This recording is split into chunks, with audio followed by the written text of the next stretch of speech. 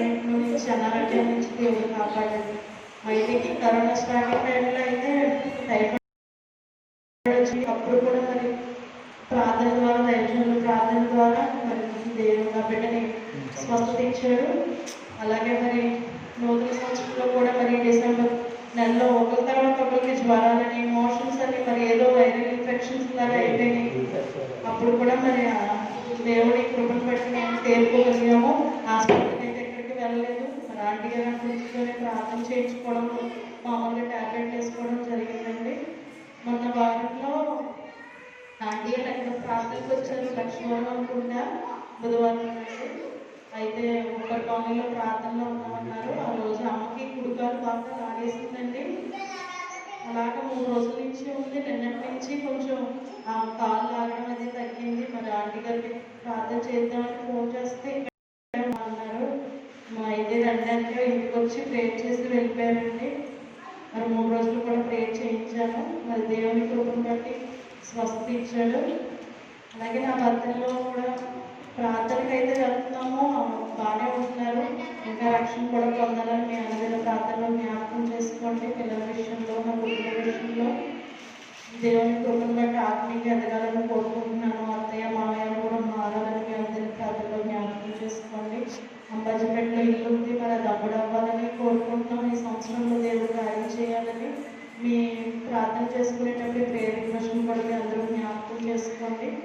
దేవుడి చిన్న సాక్ష్యం దీవించుకుంటారు. మర్చిపోయిన అసలు సాక్ష్యం అంటే అసలు రాలేదు. నేను నాకు బాటిల్ తల మీద పడిపోయిందండి. రాగి బాటిల్, ఇల్లు వాటర్ నిండిపోయి ఉన్న బాటిల్. అయితే నేను ఆ రోజు పడింది 11వ తారీఖు డిసెంబర్ 11 అండి. క్రిస్మస్కి వెళ్ళి వస్తున్నాము, సీతానగరం వెళ్ళి వచ్చేసామండి. రాత్రి అత్తయ్య ఇంట్లో అక్కడ పడుకున్నప్పుడు ఆ బాటిల్ పడిపోయింది. ఇంటి బాటిల్ అనమాట, ఎవరు తాగలేదు. అది మామూలుగానే చాలా బరువుగా ఉంది. పడుకునే దగ్గర కబోర్డ్లో ఉంటే కిటికీకి దాని మీద పెట్టారండి. నేను చూసుకోలేదు. చెయ్యి తగిలి తల మీద పడిపోయింది. మొత్తం ఈ కుడివైపు అంతా కూడా భాగం అంతా నొప్పి వచ్చేసింది. ఒక 1/2 గంట వరకు కళ్ళలో నీళ్ళు వచ్చేసింది, కానీ మాట కూడా ఏడుపు కూడా బయటికి అల్లకపోయిన అంత నొప్పి వచ్చింది. అలా ఒక 1/2 గంట అయిన తర్వాత నిద్రలోకి వెళ్ళిపోయానండి. పొద్దున్న లేచాకైతే నొప్పి లేదు. ఆ రోజు పొద్దున్నే లేచి 14వ తారీఖున ఇంటికి వచ్చేసాం. మధ్యాహ్నం నుంచి కన్ను బాగా కళ్ళలో నుంచి నీరు కారిపోవడం, ఇదంతా కన్ను వెనకాసుకుంటుంటే బరువుగా ఉండేది, ఏదో ఉంది. ఇంకా ఆ రోజు సాయంత్రం ఇక్కడికి వచ్చాను, ప్రజా వైద్యశాల ఆవిడ దగ్గరికి వచ్చి చూపించుకున్నాను. చూపించుకుని టాబ్లెట్లు రాయించుకుని రోజులో తగ్గకపోతే స్కానింగ్ అది తీద్దామమ్మా అంది ఆవిడ. వెళ్ళిపోయాను. 2వ రోజు నుంచి నొప్పి లేదండి, తగ్గిపోయింది. ఆ తర్వాత రోజు ఆదివారం వచ్చాను, నేను సాక్ష్యం చెప్పుకోలేదు. తర్వాత ఆదివారం నేను రావడానికేమో అవ్వలేదండి, కాదే వెళ్ళిపోయాను. మళ్ళా స్టార్ట్ అయిపోయింది నొప్పి, అసలు తగ్గలేదు. అక్కడ లోపల డాక్టర్ దగ్గరికి వెళ్తే స్కానింగ్ కానీ ఎక్స్రే కానీ తీయించుకుంటే మంచిదన్నారు.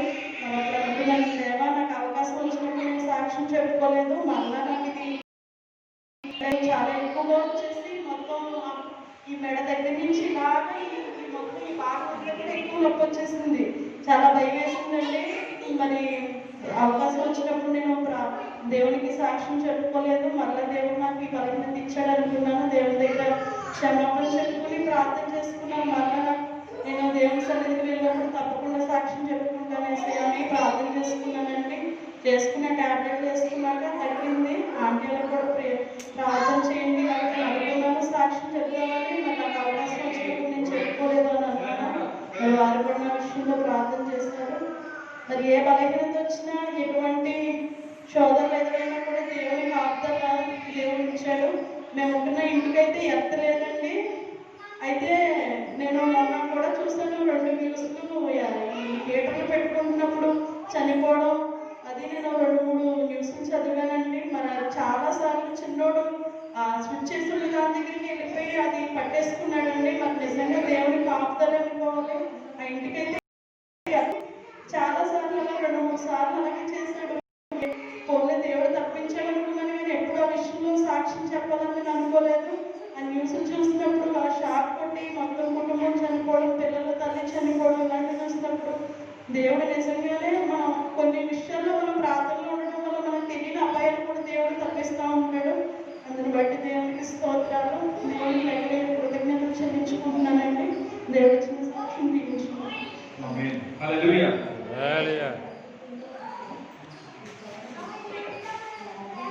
నేను కూడా సాక్ష్యం చెప్పబోతూ ఉన్నాను. గడిచినటువంటి వారంలో లాస్ట్ వీక్ సండే అయినా మార్నింగ్ యథావిధిగా మనకి ప్రేయర్స్ ఉంటాయి కాబట్టి రెడీ అవుతూ ఉంటాం కదా. ఇక్కడ మనం చూసుకుంటే కాలాన్ని బట్టి మన ప్రస్తుతం చూసుకుంటే చలికాలం కొంచెం చలిగా ఉంది కాబట్టి కొంచెం వేడితో మనం స్నానం చేస్తుంటాం, మనం కడుక్కుంటూ ఉంటాం. వేడి నీళ్ళు అయితే దాంట్లో మాకు కావాలంటే కనుక ఇక్కడ వాటర్ హీటర్ పెట్టుకునేమో వాడుతున్నాం, నీళ్ళు వాడుకుంటూ ఉన్నాం. అయితే ఒక బకెట్ వాటర్లో పట్టేసి దాంట్లో వాటర్ హీటర్ పెట్టాము. హీటర్ పెట్టిన తర్వాత స్విచ్ ఆన్ చేసాము, వాటర్ హీట్ అవుతూ ఉన్నాయి. నేనేమో ఆ నీళ్ళ కోసం నేను వెయిటింగ్ అనమాట. అంటే నేను ఎదురు చూస్తూ ఉన్నాను, నేను స్నానం చేయగలుగుతాను, పిల్లలు వచ్చేస్తారు కదా అన్నట్టుగా నాకు ఉందన్నమాట. ఇలా అంటే నుంచి గోడతో నుంచి నాకు చూస్తూ ఉన్నాను. ఎప్పుడు కొంచెం మరకాలని అప్పాలని కొంచెం వేడెక్కాలని చూస్తూ ఉన్నాను. ఎంతలో మా నాన్నగారు వచ్చి డాడీ వచ్చి చేశారంటే కనుక బ్రష్ చేద్దామని నీళ్ళ కోసం ఆ మగ్గు తీసుకొచ్చి ఆ బకెట్లో ముంచి వాటర్ తీశారు. ఏంటంటే అది స్విచ్ ఆన్లో ఉంది, వాటర్ హీటర్ ఆన్లో ఉంది, కానీ డాడీ చూసుకోకుండా ఆ మగ్గు తీసుకొచ్చి వాటర్ బకెట్లో పెట్టి అలా తీశారు. కానీ ఎటువంటి ప్రమాదం కూడా అక్కడ దేవుడు అక్కడ రానెవలో జరగలేదు. కొంచెం వాటర్ వేలు తగిలిన అంటే ఏమవుతుంది, షాక్, వెంటనే కొంచెం గెలగలాడిపోయి పడిపోతాం కూడా. చాలా ప్రమాదం అయిపోతుంది మనకి. కొంచెం అలా పడుకొని ఉంటే కనుక కొంచెం ఉంటే కనుక చాలా ప్రమాదం డేంజర్ అయిపోతుంది అతను. కానీ పూర్తిగా అక్కడ దేవుని కాపుదల ఉంది. అందులో బట్టి నేను లాస్ట్ వీక్ చెప్తాం అనుకున్నాను, కానీ అమ్మ చెప్తుందేమో నేను అనుకున్నాను, చూడలేదు. కానీ అమ్మ చెప్పడం మర్చిపోయాల్సింది. కానీ అందుకే నాకు ఇప్పుడు వాటికంటే గుర్తుకొస్తున్నాం, సాక్షి చెప్పలేదు మనం అని చెప్పి లాస్ట్ వీక్ చెప్పాలి బాబు అని చెప్పి గుర్తుకొస్తున్నాను సాక్షి అన్నమాట. హల్లెలూయా. ఎటువంటి ప్రమాదం కూడా జరగకుండా కానివ్వకుండా దేవుని యొక్క కాపుదల పూర్తిగా ఉంది. నేను మాత్రం చెప్తూనే ఉంటాను, జాగ్రత్త చూసుకోండి, వాటర్ ఆన్ చేశాను తీసేసి కొంచెం జాగ్రత్తగా వాడండి. అంతా చెప్తున్నారు కదా, చూస్తున్నారు కదా, జనం చెప్తూ ఉంటారు. కరెంట్ మనం ఆడకూడదు, అది మనతో ఆడుకుంటుంది, వాళ్ళు ఆడతాం అనుకుంటే కనుక అంటే కొంచెం లెక్కలైతే పర్లేదు అని అనుకుంటే ఏమవుతుందంటే అది అలా తీసుకోదు, మనతో ఆడుకుంటారు కదా. నేను చెప్తూ ఉంటాను ఇంట్లో, జాగ్రత్త చూసుకుని ఆన్ చేసాను, చూసుకొని జాగ్రత్త, వేడిలు జాగ్రత్త తీసేసి మీరు తీసుకొని కావాలని ఇలాగా చెప్తూ ఉంటాను. కానీ మా నాన్నగారు మీరు దృష్టిలో ఏదో ఆలోచనలోని ఇంకా వెళ్ళిపోయి కలిసి మీరు ఆడిస్తున్నారు. కానీ దేవుడు అక్కడ ఎటువంటి ప్రమాదం కూడా జరగనివ్వకుండా పూర్తిగా కాపుదల అనుగ్రహించారన్నమాట. హల్లెలూయా. అందరి బట్టి దేవునికి ఎంతగానో వందనాలు చెల్లించుకొచ్చి ఉన్నాను. స్తోత్రం. హల్లెలూయా. సాక్షాత్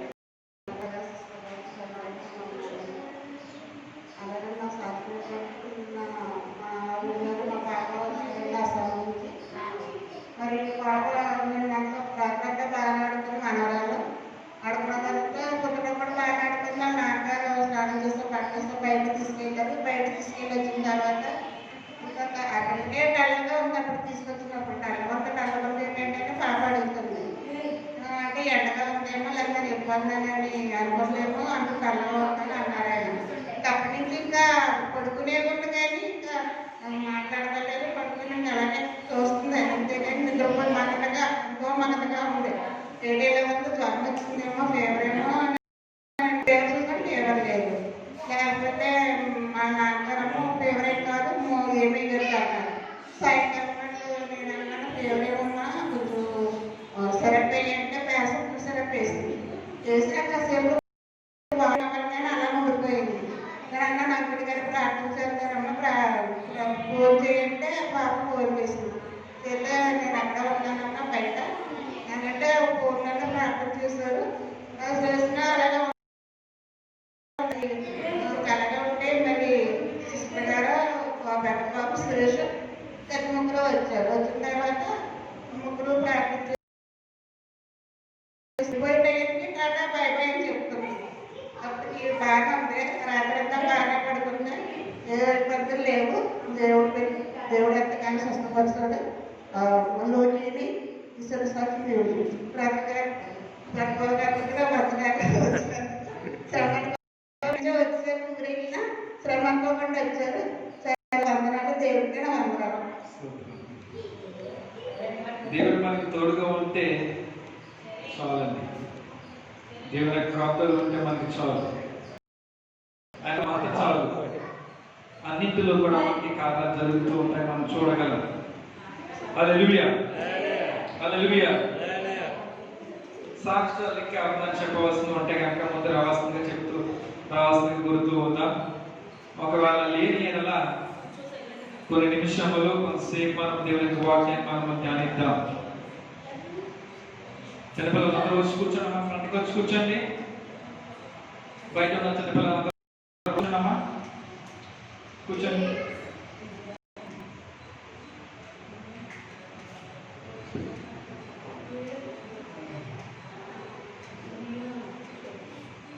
స్తోత్రం,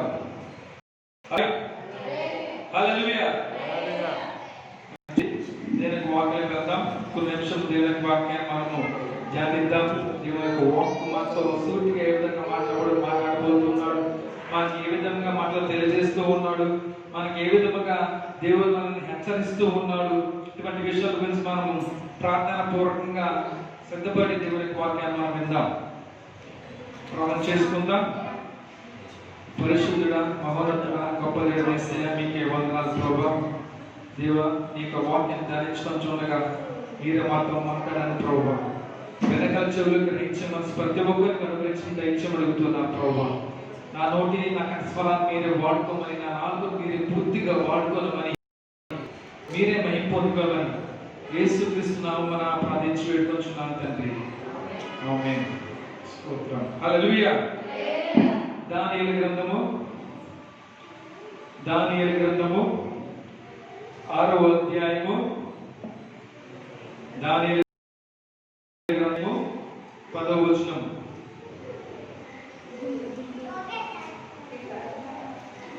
దానియేలు గ్రంథము 6వ అధ్యాయము 10వ వచనం.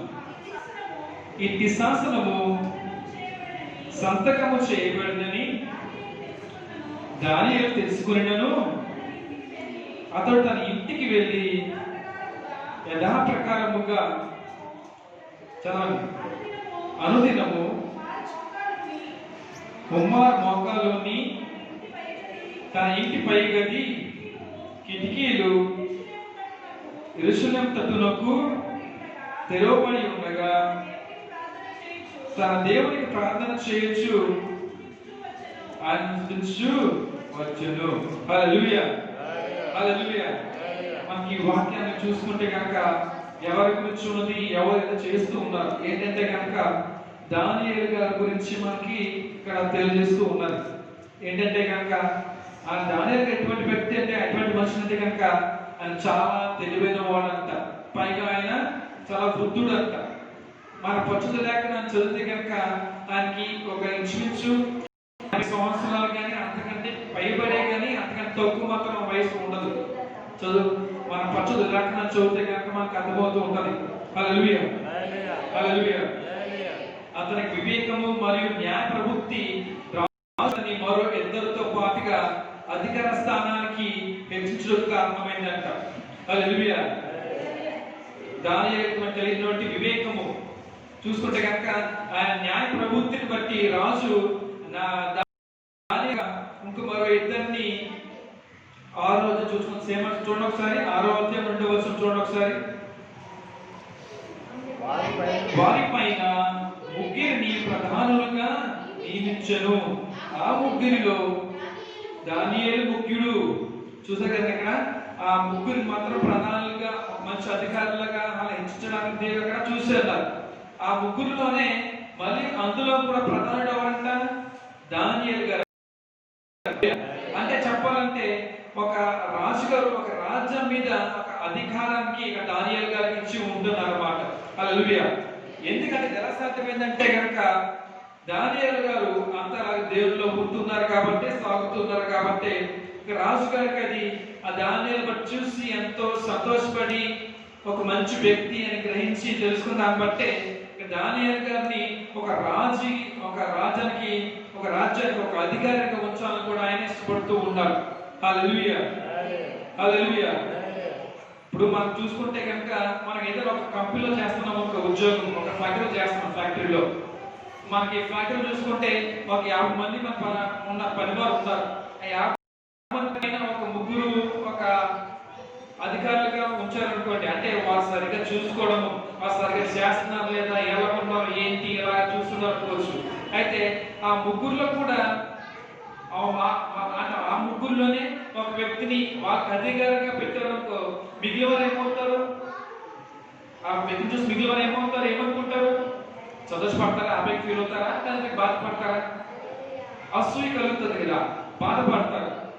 ఆ ముగ్గురులో నేను మాత్రం పరికరాన్నా ఏంటి, ఆ దానియం చేసేది ఏంటి, రాజు దర్యావేష్ రాజు ఆ దానియం చేసేది ఏంటి, మన మీద అధికారిగా దానియం చేయడం ఏంటి, మనం సర్పమా, మనమేం తక్కువ, మా జ్ఞానం తక్కువ, మా పనిదానం తక్కువ ఏంటి?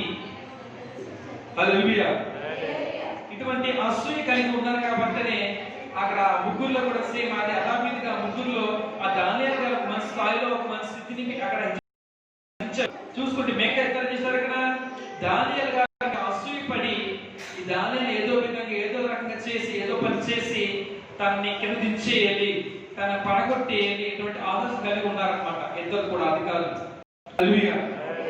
ఇంకా చాలా దానియేలు చూసుకుంటే ఆయన నిర్దోషి అలాగనే మరియు నీతిమంతుడై ఉన్నాడు కాబట్టి తెలుసుకున్నారు, వాళ్ళు తెలుసు కాబట్టి ఇంకా దానియేలు ఇంకా ఏ విధంగా మనం ఆయన పడగొట్టాలి, ఆయన తొక్కివేయాలి, కనుక కింద దించాలి, ఇంకా ఛాన్స్ ఎక్కడ ఎలా ఉందంటే కనుక కేవలము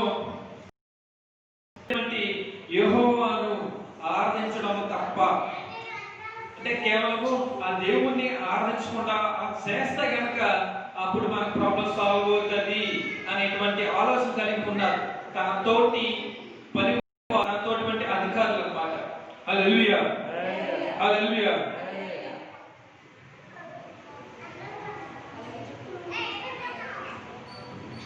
ఐదవ చదువుతారండి, 5వ వచనం. మనుషులు అతని దేవుని పద్ధతి విషయమంతే గాని మరి ఏ విషయమందును అతనిలో లోపం కనుగొనలేమని తెలుసుకోలేదు అనమాట. హల్లెలూయా. చూసారు కదా, అంటే దేవుణ్ణి నమ్ముకోవడం ఆరాధించడం విషయం తప్ప మిగతా వీటిలో కూడా ఆయనలో లోపం అనేది లేదు, మనం కనుగొనలేము అని వాళ్ళు గ్రహించారు. హల్లెలూయా. అంటే అంతలాగా దేవుళ్ళు నీతిమంతుడిగా దేవుళ్ళు దానియేలు గారు జీవించి ఉంటూ ఉన్నారన్నమాట. హల్లెలూయా. తర్వాత ఏమైందంటే కనుక ఇంకా రాజు దగ్గర నుంచి ఒక ఆజ్ఞ తీసుకొద్దాము, ఒక శాసనాన్ని తీసుకొద్దాము, ఒక ఉత్తర్వులు జారీ చేయమని అడుగుతాము. ఏంటంటే కనుక ఏ రాజు మిమ్మల్ని తప్పగా ఎవరు కూడా పూజించకూడదు అటువంటి శాసనాన్ని ఒక ఆదేశాన్ని మనం జారీ చేద్దాము. రాజుగారి దగ్గరికి వెళ్ళి మనం అడుగుతాము. మన మంచితనాన్ని బట్టి, మన పనితనాన్ని బట్టు, మనకు మంచి మాటలు బట్టు కంపల్సరిగా ఆ ఆజ్ఞలుగా జారీ చేయాలి అటువంటి ఆశ కలిగి రాజు దగ్గరికి పరిగెత్తుకు వెళ్ళారంట. హల్లెలూయా. అందరూ పట్టేశారు, అక్కడ పరిగెత్తుకు వెళ్ళారంట. చాలా ఒకసారి నెక్స్ట్ వర్షం లేనండి, ఒకసారి 6-7 వచనం చదవండి. కాబట్టి ఆ ప్రధానులు అధిపతులను రాజును సందడిగా కూడి వచ్చి ఇట్లనిరి, రాజుకు దర్యావేషు చిరంజీవిగా ఉండుగాక. రాజు ప్రధానులు, సేనాధిపతులు, అధిపతులు, మంత్రులు, సంస్థానాధిపతులు అందరూ కూడి రాజు ఖండితమైన చట్టము స్థిరపరిచి దానిని శాసనముగా చాటింపజేయనట్లు యోచింపచేసిరి. ఎట్లనగా 30 దినముల వరకు నీ యొద్ద తప్ప మరి ఏ దేవుని యొద్దనైనను మానవుని యొద్దనైనను ఎవడును ఏ మనవియు చేయకూడదు. ఎవడైనను చేసిన ఎడల వాడు సింహములో పడదోయబడును. రాజా, ఈ ప్రకారముగా రాజు శాసనము ఒకటి పుట్టించి మాదీయులకు పారసీయులకు పద్ధతిని అనుసరించి స్థిరముగా శాసనముగా ఉండినట్లు దాని మీద సంతకము చేయమని మనవి చేసిరి. హల్లెలూయా. నెక్స్ట్ చూడండి. కాగా రాజుకు దర్యావేషు శాసనము రాయించి సంతకము చేసెను. హల్లెలూయా. అంటే ఈ అధికారులు ప్రధానులు కూడా ఏమనుకున్నారంట, 30 రోజులు, ఒక్క రోజు 2 రోజులు కాదు, 30 రోజులు ఇటువంటి దేవుడిని సరే అవ్వచ్చు, ఇటువంటి మనుషుల దగ్గర అవ్వచ్చు, పూజించకూడదు. వారికి ఎటువంటి సమస్యలు ఉన్నా సరే, మనవలు ఉన్నా సరే, ఆ మనుషుల దగ్గరికి వెళ్ళకూడదు, ఆ పూజించటువంటి దేవుడి దగ్గర వెళ్ళకూడదు. రాజు మీ దగ్గరికి రావాలయ్యా, మీ దగ్గర వారికి మనవులు విన్నవించుకోవాలి ప్రభువా అని ఇటువంటి గొప్ప శాసనాన్ని జారీ చేయండి, ఒక ఆజ్ఞను మీరు జారీ చేయండి. మీరు జారీ చేస్తే కనుక కంపల్సరీగా అందరూ కూడా పాటించాలి అటువంటి అసూయటువంటి ఆలోచనతోటి ఆ ప్రధానులందరూ కూడా దానిలో కలిగినటువంటి అసూయతోటి ఈ విధముగా జరిగించి ఉన్నారు. హల్లెలూయా. హల్లెలూయా. చూసుకుంటే రాజుగా చూసుకుంటే కనుక ఏం చేశారు కనుక 9వ వచనము, కాక రాజు శాసనము రాయించి సంతకం చేశారు. హల్లెలూయా. అక్కడ దానియేలు గారు అంటే ఈ మాటల్ని ఓకే అంటే వారు అంగీకరించారనుకుంటా అని అనుకొని రాజుగారు దానియేలు కూడా ఒక మాట అడగకుండా ఏం చేశారు, సింపుల్ గా సంతకం పెట్టేశారు అన్నమాట. రాజు కొన్ని మాటల మీద పత్రం మీద సంతకం పెట్టారంటే దానికి ఫుల్ అథారిటీ, అధికారం ఉంటుంది కదా, అది కంపల్సరీగా ఆ రాజు ప్రజలందరూ కూడా దానిని కంపల్సరీగా పాటించాల్సిందే. ఒకవేళ పాటించకపోతే ఏమవుతుందంట, ఏం చేస్తుంది చెప్తున్నా, ఆ శిక్ష ఏంటి? ఒకవేళ రాజు ఆజ్ఞను పాటించకుండా ఉంటే కనుక దానికి శిక్ష ఏమేస్తామని చెప్తున్నారు, సింహాల గుళ్ళలో పడవేయాలంట. హల్లెలూయా. దానికి అర్థం ఏంటి, వారు చనిపోవలసిందే, వారిని చంపేయాల్సిందే, అంతే కదండి. సింహాల గుళ్ళ వేస్తే కనుక అవి చూస్తూ ఉంటాయా, మాతో ఏమైనా మాట్లాడుతూ ఉంటాయి, కొని మనకు అంత ఛాన్స్ ఉండదు కదా, సమస్య లేదు ఇంకా. హల్లెలూయా. వెంటనే చేస్తాయి, కోరిక కనిపిస్తే చేస్తాయి. హల్లెలూయా. అంటే కంపల్సరీగా నిన్ను తప్ప ఎవరు కూడా ఏ ఒక్కరు కూడా పూజించకూడదు, నిన్ను తప్ప ఎవరు కూడా, నీకు తప్ప ఎవరు కూడా దేనికి కూడా నమస్కారం చేయకూడదు, శాస్త్రంగా నమస్కారం, నిన్నే ఆరాధించాలి, నిన్నే పూజించాలి. వారికి సమస్యలు ఏమైనా ఉన్నాయనలా, అది ఏదైనా సరే అవ్వచ్చు, ఎవరికైనా సరే అవ్వచ్చు, వారందరూ కూడా నీ దగ్గరికి వచ్చే వారి మనవులు వినియోగించుకోవాలి అటువంటి ఒక శాసన, ఒక ఆలోచనని ఆ విధంగా వారు పాస్ చేస్తున్నారు, జారీ చేసి ఉన్నారన్నమాట. హల్లెలూయా. హల్లెలూయా. హల్లెలూయా. ఇక్కడ మనం ఒక ప్రశ్న వేసుకుంటే మనకు ఒక అర్థమవుతూ ఉంటది. మన ప్రభువుకు కృతజ్ఞతలు చెప్పే ముందు మనం ఏం కావాలి, మన ప్రభువుకు కృతజ్ఞతలు చెప్పే ముందు మనకి ఏమి కావాలి. దానియేలు గారు చూసుకుంటే రాజు ఆజ్ఞ ప్రకారంగానే సింహాల బోలో పడవేసి ఉన్నారు, పడేశారు. అంటే రాజు యొక్క విగ్రహాన్ని నిల్చోబెట్టారు. నిల్చోబెట్టినప్పటికీ ప్రతి ఒక్కరు కూడా అక్కడ ఏం చేశారు, అందరూ కూడా వంగి మరి సాక్షి కూడా నమస్కారం చేసి ఉన్నారు. ఏ ఒక్కరు కూడా వారి యొక్క తలను పైకి ఎత్తకూడదు, రాజును చూడకూడదు. నేను ఏ ఒక్కరు కూడా రాజుని ఆ యొక్క విగ్రహానికి అంటే కంపల్సరీ గౌరవించాలి, భక్తి కలిగి ఉండాలి, దానికి అర్థం అన్నమాట. ఆ విధంగా ఉండకపోతే కనుక ఏమవుతుంది, రాజు గారి యొక్క ఆజ్ఞను వారు అతిక్రమిస్తున్నారు. ఈ వ్యక్తి అతిక్రమించాడు, ఆ వ్యక్తి అతిక్రమించాడు, కాబట్టి దానికి శిక్ష మనం వేయాల్సిందే. దాని శిక్ష ఏంటంటారు, సింహాల భూమిలో వేయాల్సిందే అటువంటి జారీ ఆజ్ఞను పాస్ చేశారు. కాబట్టి దానియేలు గారు మాత్రం చేశారు, ఇక్కడ ఆ విగ్రహం రాజు వచ్చినప్పుడు అవ్వచ్చు, విగ్రహం పెట్టిన అవ్వచ్చు, ఆయన మాత్రం మొక్కారా, ఆయన నమస్కారం చేశారంటే కనుక ఆయన చేయలేదు. ఎందుకంటే నేను నమ్ముకున్న దేవుడు సత్యవంతుడు, సజీవుడు, జీవం కలిగిన దేవుడు, నా దేవుడు నాకు చావు, నాకు ఉండగా నాకేం భయము అనేటువంటి ఆలోచన కలిగి భక్తి కలిగి ఉన్నాడు దానియేలు గారు. హల్లెలూయా. హల్లెలూయా. అందువలన మాత్రమే అక్కడ అక్కడ దానియేలు గారు ఎటువంటి పరిస్థితులు సరే అవ్వచ్చు, దేవునికి కృతజ్ఞత చెప్పి ఉన్నారు, కృతజ్ఞత థ్యాంక్స్ గివింగ్ చెప్పి ఉన్నారు అన్నమాట. హల్లెలూయా. మనకి ఏదైనా కార్యం జరిగితేనే కానీ మనం దేవునికి థ్యాంక్స్ గా చెప్పలేము, మనం థ్యాంక్స్ మనం చేయలేము. హల్లెలూయా. మనకి ఏదైనా జరిగితేనే కదా మనం దేవుడు మాకు ఈ కార్యం చేశాడు చెప్పగలుగుతాం.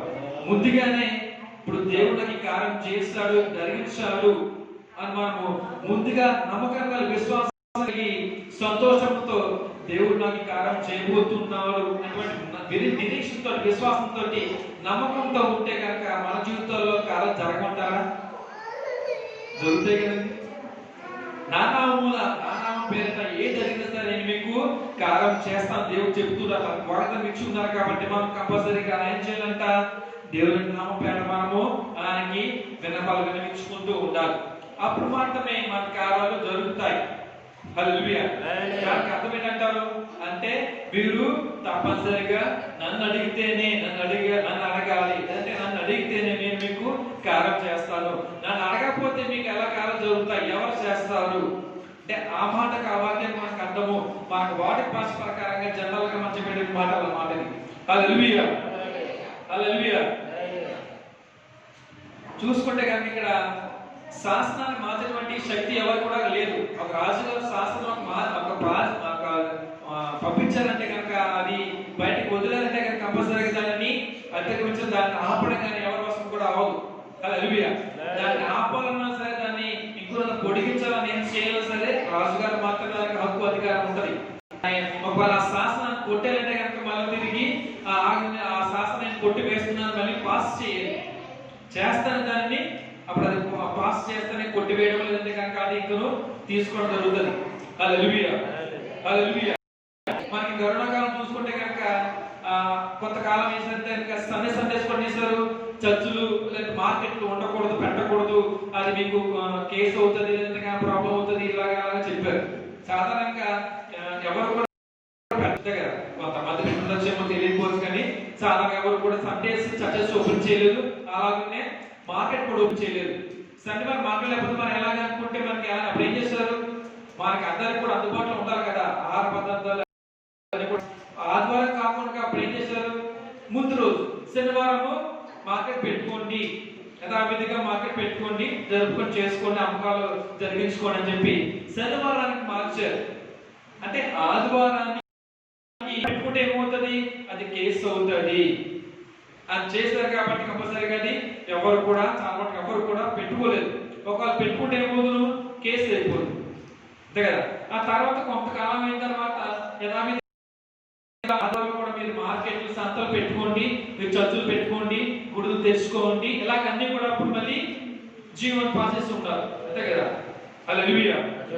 హల్లెలూయా. అంటే మన జిల్లాపై అధికారం పూర్తిగా ఎవరికి ఉంది, సీఎం గారికి ఉంది. సీఎం గారికి ఎంత ఇంకా అధికారం, మన జిల్లా అధికారం ఎవరు ఉంటారా, కలెక్టర్ గారు ఉంటారు అంతే కదండి. మన జిల్లాకు అధికారం అంటే ఎవరక కలెక్టర్ గారే ఉంటారు. ఆయన మొత్తానికి చూసుకోవాల్సిన ఆయన చూసుకుంటారు మొత్తం కూడా. ఏదైనా ఒక జీవన్ పాస్ చేయాలన్నా, ఏమైనా ఒక అనౌన్స్మెంట్ ఇవ్వాలన్నా, ఏదైనా చేయాలంటే కూడా మొత్తానికి ఆయన చేతుల్లో ఉంటది. ఎందుకంటే ఈ సీఎం గారు అధికారులు అందరూ కూడా చెప్తారు కాబట్టి దాని ప్రకారంగా అవి పాస్ అయ్యాల్సిందే వాళ్ళు. హల్లెలూయా.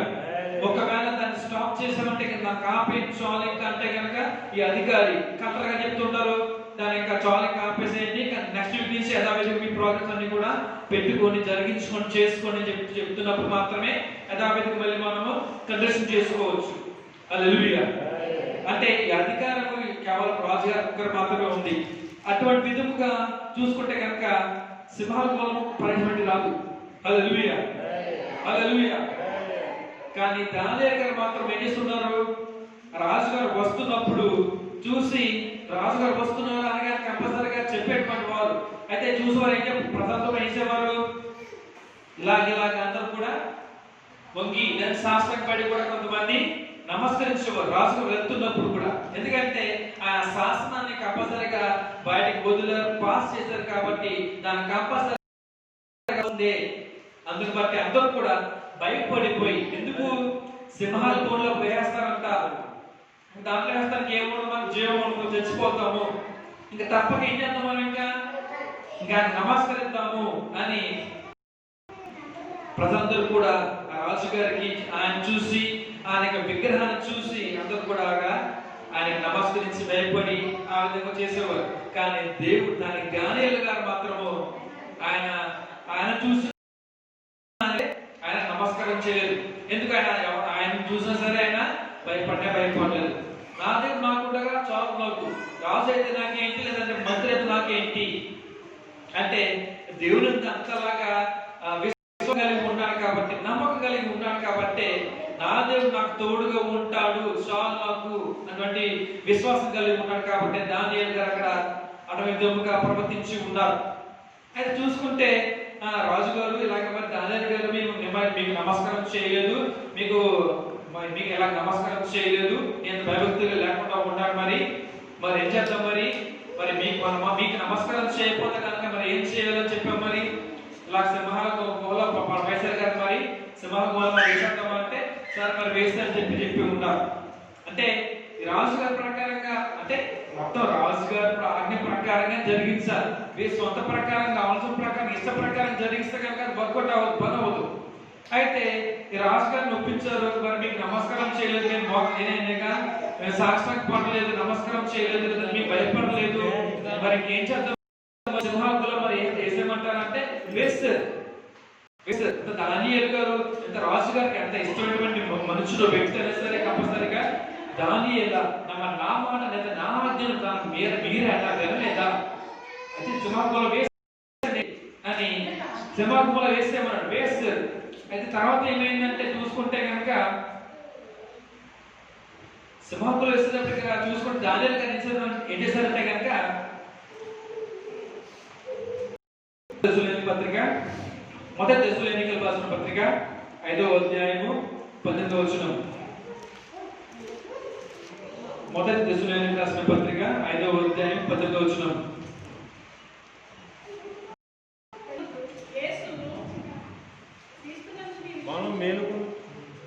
ప్రతి విషయం నందును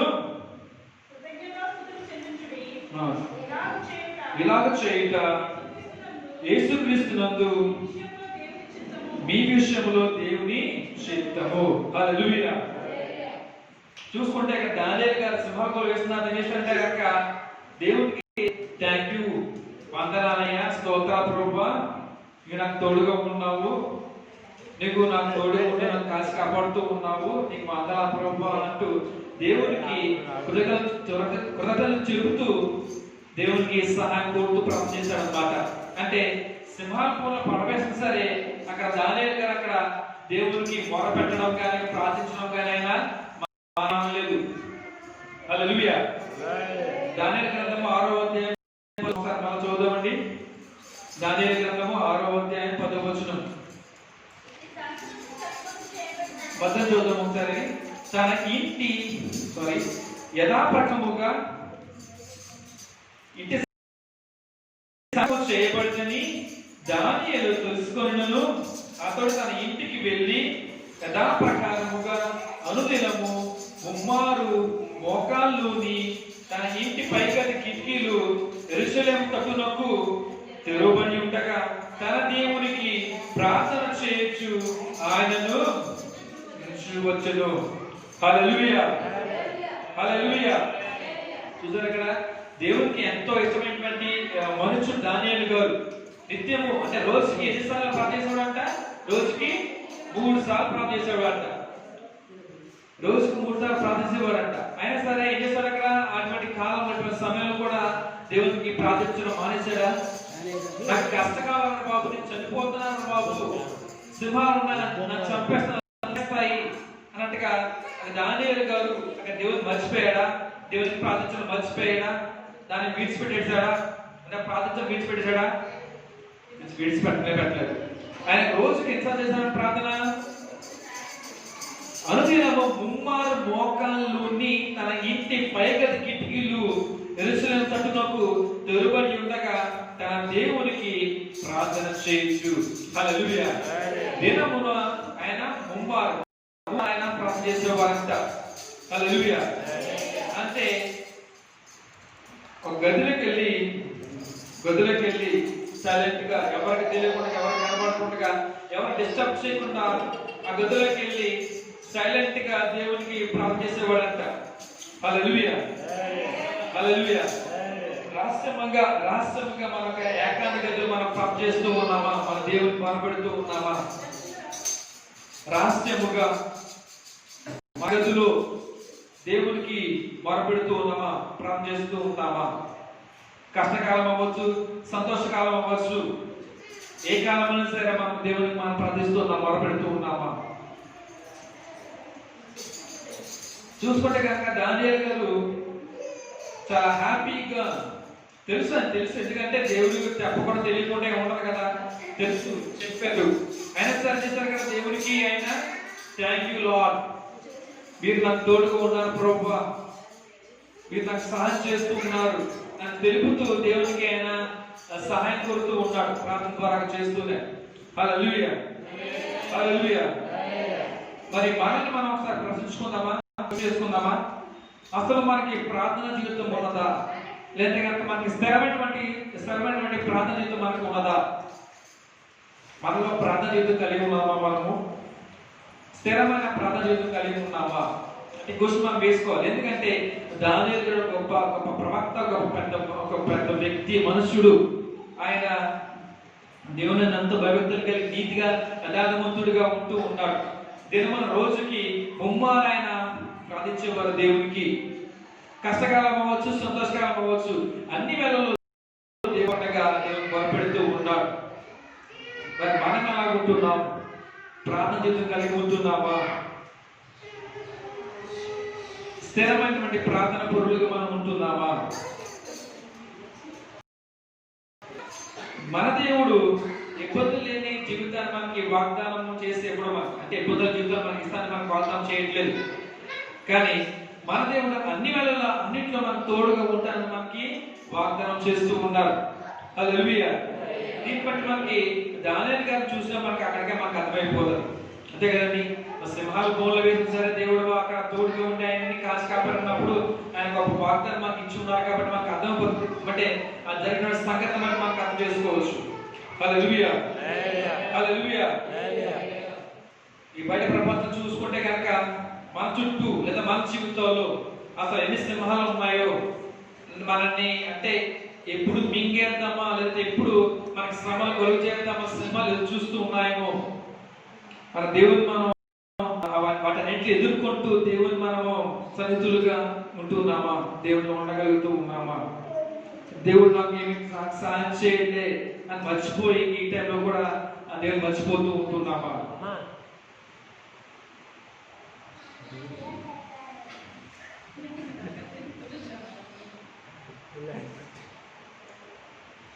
అన్ని విషయాల్లో కూడా దేవుడు మనకి తోడుగా ఉంటానని చెబుతూ ఉన్నారు. ప్రార్థన లేని క్రైస్తవుడు ఆయుధం లేనిటువంటి క్రైస్తవుడిగా ఉంటాడంట. ప్రార్థన లేని క్రైస్తవుడు ఒక ఆయుధం లేనిటువంటి యుద్ధ వీరుని వలె ఉంటాడంట. కాబట్టి మనం అందరం ఏం చేయాలంట? ప్రతిరోజు కూడా మనము ఎడదగకుండా మనం ప్రార్థించే వారికి మనం ఉండాలి. ఎలాగంటండి? ఎడదగకుండా. హల్లెలూయా, హల్లెలూయా. ఒక క్రైస్తవుడు మోకరించాడంటే కృంగిపోయాడని నాకు అర్థం కాదు. ఒక యుద్ధానికి వెళ్తున్నాడు కాబట్టి అయినా మోకరించాడు, ప్రార్థిస్తున్నాడు దానికి అర్థం. మోకరించాడు, దానికి మోకరించి ప్రార్థన చేస్తారంటే కనుక దానికి కార్యం జరగకుండా ఉండదు. కంపల్సరీ దేవుడు మనకి విజయాన్ని మనకు అనుగ్రహిస్తూ ఉంటాడు. హల్లెలూయా. ఎప్పుడైతే మనకి సమస్య ఎదురవుతూ ఉంటుందో, మనకి సంతోషంగా ఉంటూ ఉన్నామో, అప్పుడు కంపల్సరీగా మోకరించి మనం ప్రార్థిస్తే కనుక దేవుడు సంతోషాన్ని మనకి సమాధానం మనకి ఇస్తూ ఉంటాడు. మనకు తోడుగా ఉండి అన్ని వేళలప్పుడు అన్నిట్లో మనకి విజయాన్ని మనం చూడగలుగుతూ ఉంటాం. హల్లెలూయా, హల్లెలూయా. కాబట్టి ప్రతి ఒక్క క్రైస్తవుడు మోకరించగలిగితే కనుక, మోకరించి మనం ప్రార్థిస్తే కనుక మన కంపల్సరీ మనం విజయాన్ని మనం చూడగలం. హల్లెలూయా, హల్లెలూయా. నీవు ఎంత ఎక్కువగా ప్రార్థన చేస్తావో అంత తక్కువగా లోకం వైపు చూస్తూ ఉంటావు. ఎంత తక్కువగా లోకం వైపు చూస్తూ ఉంటావో అంత ఎక్కువగా దేవుని వైపు చూస్తూ ఉంటావు. ఎంత ఎక్కువగా దేవుని వైపు చూస్తావో అంత ఎక్కువగా నీ ప్రార్థన జీవితాన్ని కాపాడుతూ ఉంటుంది. హల్లెలూయా, హల్లెలూయా. కాబట్టి ఈ విషయాలను కూడా మనం మర్చిపోకుండా మనం అన్ని విషయాల్లో అన్నింటిలో మనము ప్రార్థన పూర్వకం మనం ఎదుగుదాం. మన ఆత్మీయ జీవితాన్ని మనం దేవుని పరుచుకుందాం. హల్లెలూయా. కాబట్టి మనము దానియేలు గారు మనం మర్చిపోకుండా ఒక సంతోషంగా తీసుకుంటూ గుర్తు పెట్టుకుంటూ మనము ప్రార్థిద్దాం. ఆ సింహాలలో వేసినప్పుడు మాత్రం ఆయన మా వాళ్ళగా కూర్చోలేదు, నాకు అయిపోయిన జీవితం అయిపోయినట్టు ఉండలేదు. కానీ ఆయన కంపల్సరిగా ఏసయ్య మీకు వందనాలయ్యా, మీరు నాకు తోడుగా ఉన్నారు ప్రభు, మీరు నాకు సహాయం చేస్తున్నారు ప్రభు నన్ను ఎంతో ధైర్యంగా సంతోషంగా, అంటే ఒక దేవుడి కొరకు నేను చనిపోతున్నాను, ఆ రాజు అయితే నాకేంటి, ఒక ప్రధాన అయితే నాకేంటి, మంత్రి నాకేంటి అని అటువంటి ధైర్యం కలిగే దేవుడు ఉన్నాడు దానియేలు గారు. అందు మాత్రమే దేవుడు అక్కడ దానియేలు మధ్య అక్కడ దేవుడు ఉన్నారు. హల్లెలూయా, హల్లెలూయా. ఆ సింహాలు కూడా ఏమైనా సైలెంట్ గా ఉండిపోయాయి. ఎందుకంటే దేవుడు అక్కడ దానియేలు గారు తోడుగా ఆ వారి మధ్యలో ఉన్నాడు కాబట్టి ఆ సింహాలు ఆ దేవుని మాటకు లోబడి ఉన్నాయి, సైలెంట్ గా అవి కూర్చున్నాయి. అంటే దానియేలు పక్కన దేవుడు ఉన్నాడు, కంపల్సరిగా ఆయన మాట మనం వినాల్సింది. ఎందుకంటే ఆయనే సర్వలోకాధికారి, ఈ సృష్టికి ఆయనే కారకుడు కదా, మనం చేసింది కూడా ఆయనే కాబట్టి మనం కంపల్సరిగా ఆయన మాట మనం వినాల్సింది అని ఆ సింహాలు కూడా మన దేవుడిని యెహోవా వాక్కును విని సైలెంట్ గా కూర్చున్నాయి. హల్లెలూయా. చూసుకుంటే ఆ రాజుగారు ఆ సింహాల బోధకు వచ్చి ఉన్నారంట. అంటే ఆ రాత్రి అయిపోయింది, ఆ దినం అయిపోయింది. నెక్స్ట్ రోజు మార్నింగ్ చూద్దాము, ఎంప్లాయ్ ఉన్నాయంటారా, అసలు ఎలా ఉన్నాడు ఏంటి, తినేస్తాయా తిన్నా లేదా చూద్దాము అన్నట్టుగా ఆ సింహాల బోధకి వచ్చి చూస్తూ ఉన్నాడు. ఎటువంటి సౌండ్ కానీ ఎటువంటి అంటే ఎటువంటి బోన్స్ కూడా కనపడడం లేదు. చూసుకుంటే దానియేలు పక్కన కూర్చుని ఉన్నారు, పక్కన ఉన్నారు. చూసుకుంటే ఆ రాజుగారికి అప్పుడు చాలా ఆశ్చర్యం కలిగింది అనమాట. ఏంటి సింహాలు పడవేస్తే నువ్వు చనిపోతావు కదా, నేను చనిపోతావు అనుకున్నాను, నువ్వు చనిపోలేదా, ఆ సింహాలు నేను చంపలేదా, తినేలేదా, నేను తినేస్తానేమో, నువ్వు చనిపోతానేమో నేను అనుకున్నాను, నేను చాలా బాధపడ్డాను, అసలు ఎలాగున్నావు ఏంటో, అసలు ఏమైపోయావు అన్నట్టుగా నేను ఆలోచన కలిగి ఉన్నాను కాబట్టి ఈ విధంగా ఈ సింహాల దగ్గరికి వచ్చి ఉన్నాను అని రాజుగారు అటువంటి విధముగా ఆలోచించుకొని ఉన్నారు. హల్లెలూయా.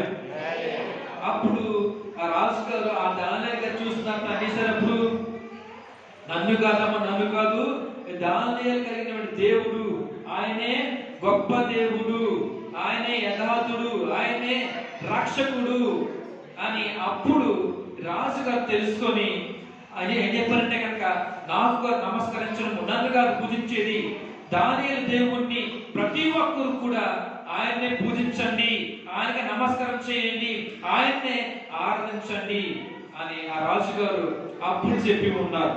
అంటే ఈ దానియేలు గారి ద్వారాగా అక్కడ ఆ రాజుగారు రక్షింపబడ్డారన్నమాట. హల్లెలూయా, హల్లెలూయా. అంటే దానియేలు గారికి అక్కడ దేవుడు అక్కడ తోడుగా ఉండి ఆ కార్యం జరిగించారు కాబట్టి అక్కడ రాజుగారిని అక్కడ మార్చివేస్తారు.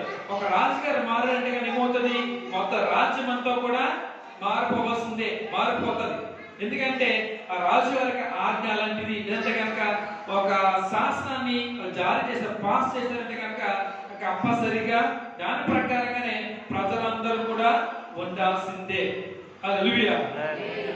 ఆ జరిగినప్పుడు కూడా చాలా మంది సైనికులు అవ్వచ్చు, లేదంటే ప్రజలు చాలా మంది చూసారు కూడా. హల్లెలూయా.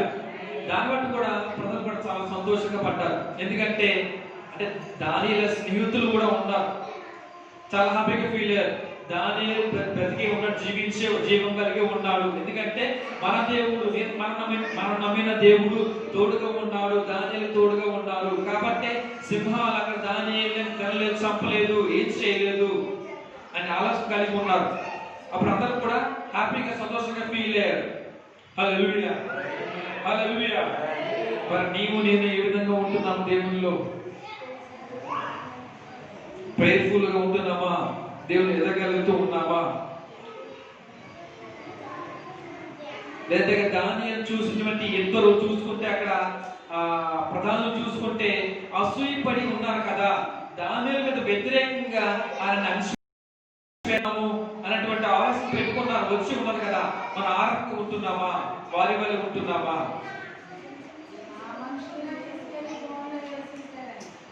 హల్లెలూయా, హల్లెలూయా. మనుషుల్ని బోన్లో అంటే కనుక గుహలో వేసి సింహగుహలో వేసినప్పటికీ ఏమైందంట, అవి తినకుండా ఉండలేదు. వెంటనే ఇంకా విత్ ఇన్ సెకండ్స్ లో మనం చంపేసి తినేస్తుందంట. హల్లెలూయా, తినేసాయి. హల్లెలూయా. కాబట్టి మనమందరం కూడా దేవుళ్ళ బాగా ప్రార్థన పూర్వకంగా ఎదుగుదాం, దేవుళ్ళలో మనము జీవిద్దాం, దేవుళ్ళలో మనము ఫలిద్దాం. నీ సమస్యలు ఏదైనా సరే అవ్వచ్చు, దానికి ఒక ఆయుధం ఉంది. ఏంటది? ప్రార్థన. ప్రార్థన మనకు ఆయుధం దేవుడు మనకి ఇచ్చారు కాబట్టి మనం కంపల్సరీగా అది బేస్